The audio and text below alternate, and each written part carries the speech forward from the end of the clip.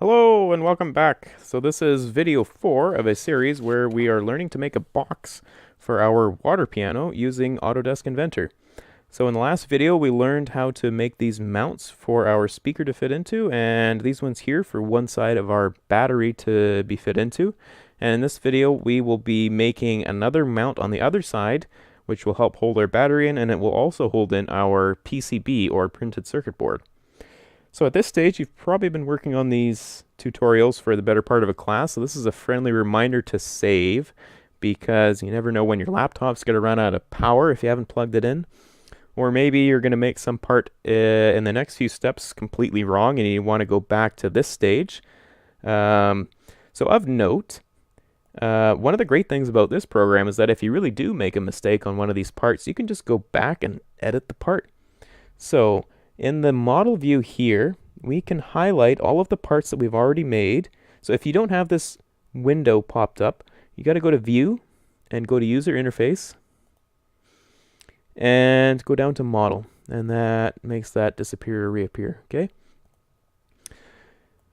So you can see, like, say, extrusion 2, those are our walls. That was a big one, and our holes and our circularization of the holes and all that kind of stuff pops up. So let's say I wanted to change, I don't know, the battery mount. Let's say I made it too small and I need to make it a little bit bigger.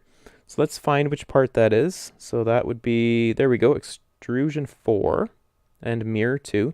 So let's click on the little arrow beside extrusion 4 and sketch 8, or whichever sketch you're on here. I'm gonna just right click on that and edit the sketch. So maybe 0.4 isn't enough. Let's make it 0.5. Okay, hit OK. Now watch what happens when I finish the sketch. Whoop! Both of these parts just got longer. So the sketch, the extrusion which came from the sketch, all of the fillets that were attached to that extrusion, everything has now changed to a larger size because the original sketch that it's constrained to was changed. So this is really the beautiful thing about this program, is that if you make things all constrained and you make it with as few parts as possible, so that one sketch and one extrusion and one mirror, all you got to do is go back and change that one sketch and everything else will change for you.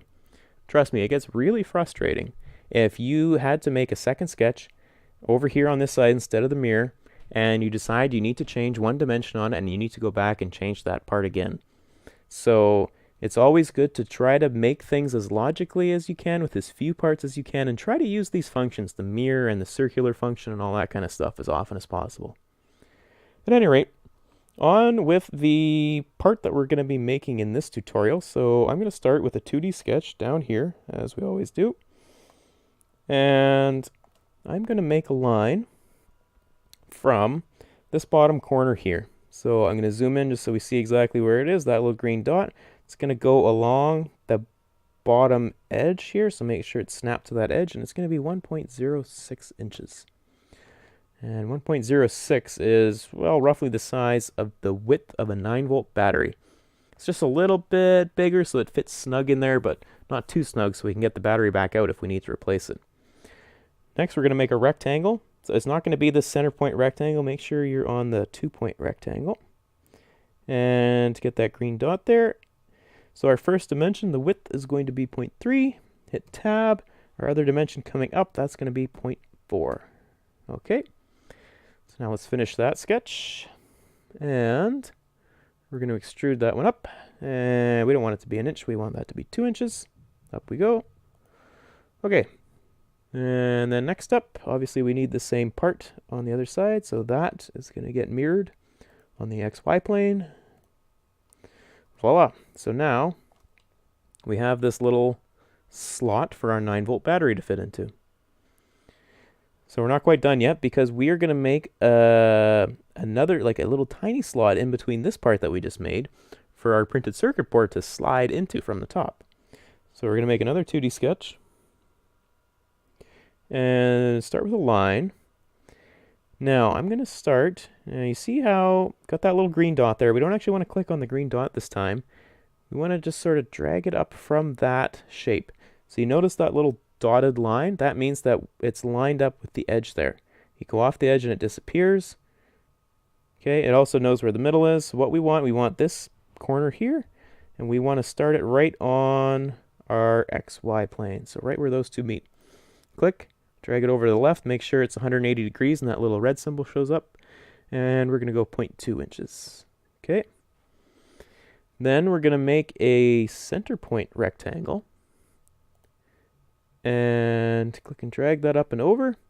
So now you'll notice this isn't centered in our part here. I'll explain that in just a quick second. So our dimension needs to be 0.075, and that seems really thin, but that's the thickness of our printed circuit board material. Hit tab, and our width is going to be 0.15. Okay, so we'll finish this sketch. We'll extrude it. Now instead of, there we go. So it pops up here as a solid piece. So we don't actually want a solid piece. We want this shape to cut away from the last piece. So instead of joining, we want to cut away. Now the program thinks that you want to go through the bottom when you want to cut things. We don't want that. We want to change this direction to the first one up there. Okay, and we hit OK. And then we got this slot. So it looks a little bit funny because it's off center, but there's a reason for that. We've left enough space here.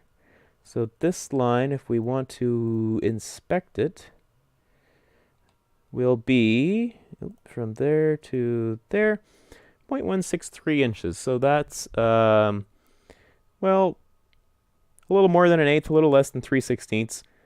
So that's just enough space for all of our electronic pins sticking out the bottom side of our circuit board to not touch our battery. So our battery is going to be sitting in this space here, and this is basically just a spacer so that we don't short out our circuit by having our pins that we're soldering onto our circuit board like actually touch the side of the battery.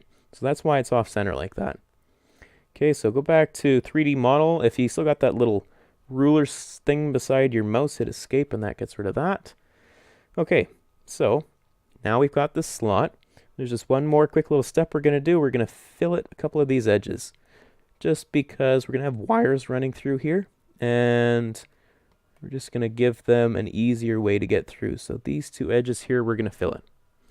And just for the sake of it, we're also going to fillet these two edges. So the radius that I have here right now is a 1/4 inch or a 0.125 fillet. Now, do we need to have one on this side here? No, probably not. But what it does is it adds a little more strength to this part that we have. So this really attaches it to the wall, and we're going to make sure that we don't crack this off accidentally. Okay, hit OK, and so that's basically it. That will be the spot for our battery to fit into, and here's the spot for our printed circuit board to fit into. So that concludes this video.